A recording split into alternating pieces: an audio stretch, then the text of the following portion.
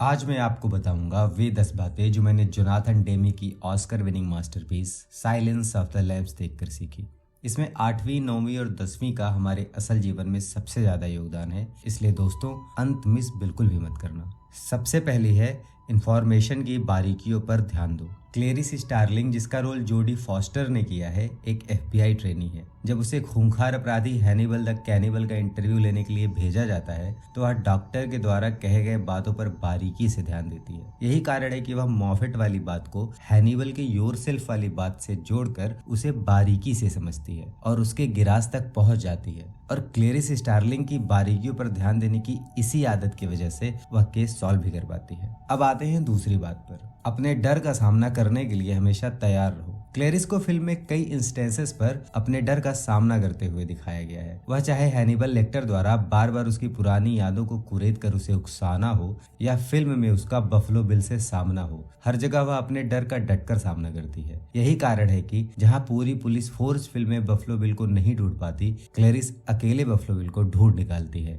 अब आते हैं तीसरी बात पर। अपने इंस्टिंक्ट्स पर भरोसा करो।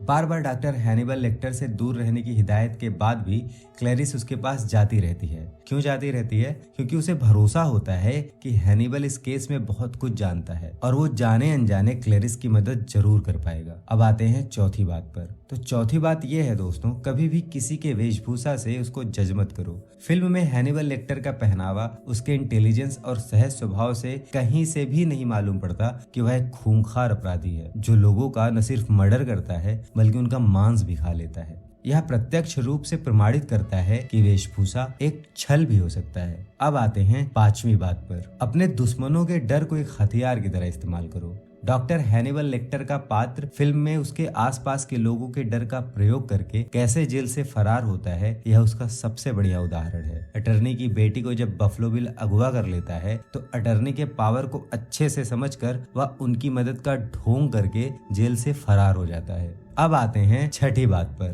तो छठी बात हमें बताती है कि हमें हटकर सोचना चाहिए। पूरी फिल्म में क्लेरिस अपने बाकी के साथियों से अलग सोचती है। उसका सोचने का तरीका कहीं न कहीं डॉक्टर हैनिबल के जैसा है। जब फिल्म में क्लेरिस बफलो बिल के पहले विक्टिम फ्रेडरिका के घर जाती है तो उसके कपड़ों को देखकर उसे तुरंत समझ में आ जाता है कि बफलो बिल लड़कियों के स्किन से एक वुमन शूट बनाने की कोशिश कर रहा है। क्लेरिस का हटकर चीजों को देखना और सोचना ही उसे बफलो बिल तक पहुंचाता है। अब आते हैं सातवीं बात पर। तो सातवीं बात यह है कि हमें अपने आत्मविश्वास पर भरोसा करना चाहिए। क्लेरिस का आत्मविश्वास उच्च स्तर का है। यह क्लेरिस का आत्मविश्वास ही है जिसके कारण वह FBI ज्वाइन करती है और मेल डोमिनेंट समाज में अकेले पूरा केस सॉल्व कर जाती है। फिल्म में हैनिबल और क्लेरिस के सबसे पहले इंटरेक्शन में ही हैनिबल क्लेरिस के दिमाग को मैनिपुलेट करने और उसके डार्क सीक्रेट्स जानने की कोशिश करता है। हैनिबल क्लेरिस से उसके बचपन के बारे में सवाल भी करता है, लेकिन क्लेरिस बिना घबराए उसके सारे सवालों का न सिर्फ जवाब देती है बल्कि अपने काम में सफल होकर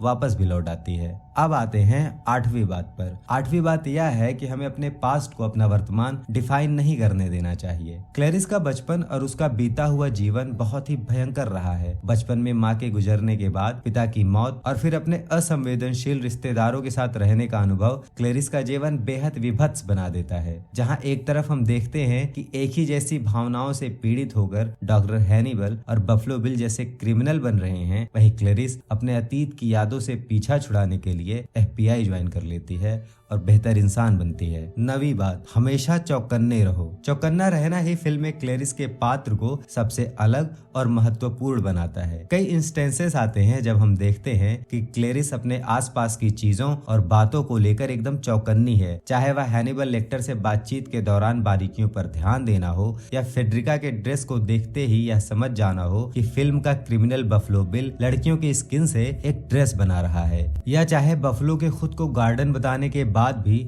उसके घर में मॉथ देखकर यह समझ जाना हो कि वो वास्तव में किलर बफलो है, गार्डन नहीं। और अब आखिरी और सबसे जरूरी 10वीं बात, बुरे से बुरे सिचुएशन के लिए तैयार रहो। क्लेरिस न सिर्फ चौकन्नी रहती है बल्कि बुरे से बुरे सिचुएशन के लिए तैयार भी रहती है। फिल्म के अंत में हम देखते हैं कि क्लेरिस की मुठभेड़ किलर बफलो बिल से हो जाती है, जहां अंधेरे में किलर नाइट विजन की मदद से क्लेरिस पर गोली चलाने ही वाला होता है कि क्लेरिस उसके गन के लोडिंग की आवाज सुनते ही उस पर फायर करके उसे मार देती है। ऐसा वह तभी कर पाती है क्योंकि वह हमेशा अपने साथ एक लोडेड गन रखती है। क्या होता अगर वह इस तरह के बुरे सिचुएशन के लिए प्रिपेयर्ड ना होती तो सोचिए। तो ये थी वे जानकारियां जो फिल्म के माध्यम से मैं आपके साथ साझा करना चाह रहा था। बाकी अगर पूरे फिल्म का रिव्यू चाहते हो तो मुझे कमेंट बॉक्स में जरूर बताइए। इस वीडियो के लिए अपनी राय जरूर दीजिएगा। वीडियो को लाइक करके अपने दोस्तों के साथ शेयर भी कीजिएगा। और अगर आप चैनल पर नए हैं तो प्लीज मेरे चैनल को सब्सक्राइब कर लीजिए। धन्यवाद।